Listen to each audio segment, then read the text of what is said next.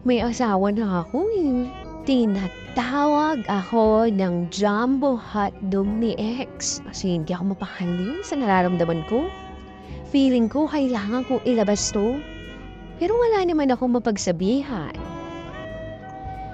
Napanood niyo na ba sa Netflix yung series na Live? For sure, karamihan sa inyo napanood na. Kasi naman, basta ganyan ang tema ng palabas, buhay ng buhay ang mga dugulin niyo.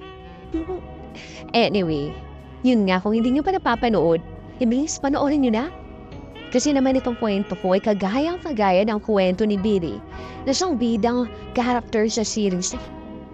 Yung buhay ni Billy ay kagaya-kagaya ng aking. Meron siyang asawa at buhay na halos nasa kanilang lahat na mahihiling ng isang asawang babae. Pero yung isang bagay na hindi niya makuha sa asawa niya ay yung sarap ng chukchak chenes tulo ang dugets. Dahil yung sarap na hinahanap niya ay sa ex-boyfriend lang niya naranasan.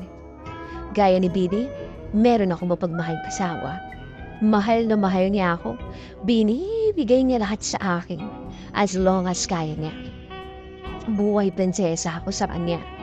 Siya na yata ang pinakamabait na taong nakilala ko. Which is kabaligtaran ko. Maldi ka kasi ako at maarte sa bahay.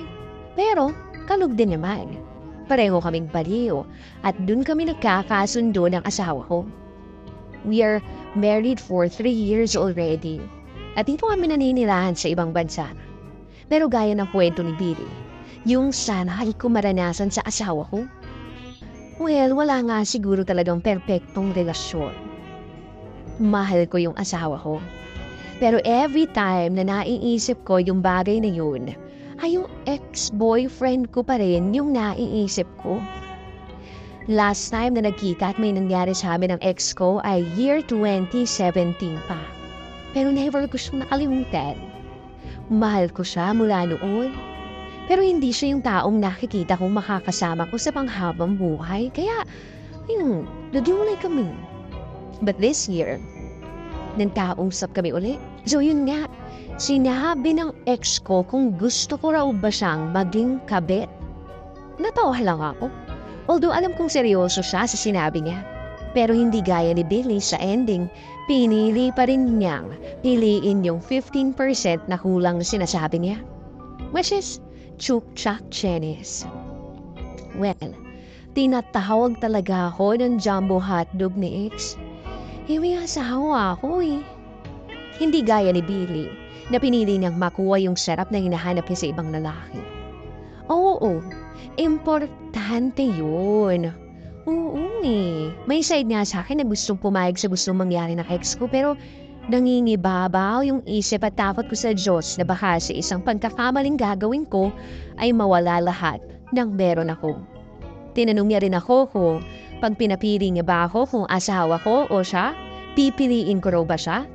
Siyempre, hindi ako nagdalawang isip na sabihin hindi. Mahal ko ang asawa ko at pamilyang binuo ko. Yung pagmamahal ko sa ex ko, hindi naman nawawala yun eh. Kasi naging parte rin talaga siya ng buhay ko. Pero hindi sapat para siya ang piliin ko. Ayun, importante ang chukchak chenes sa buhay ng babae. Pero kung kaya ko rin namang isatisfy yung katawan ko sa ganung bagay, hindi na ako hahanap ng iba pang lalaki. If you know what I mean.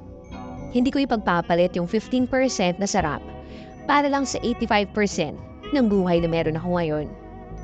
Siguro kung hindi ako kasal at walang anak, baka patulan ko yung ex ko. Maikli lang yung buhay, no? Kaya dapat laging piliin natin maging masaya. Pero dahil kasal na ako at isa na akong ina, mas pipiliin ko yung makabubuti para sa lahat. Chukchak chenes is life, but family is lifer. Lesson na lang din sa mga may pamilya na babae man o lalaki. Isipin muna natin yung magiging consequence ng mga aksyon natin. Kung ano-ano at sino-sino yung maapektuhan. Lalo na kung kasal at may anak na. Yung tukso, hindi mawawala sa buhay ng may asawa yan. Pero nasa sayo kung paano mo iiwasan. PS, sa mga hindi pa nakakanood live, panoorin nyo na.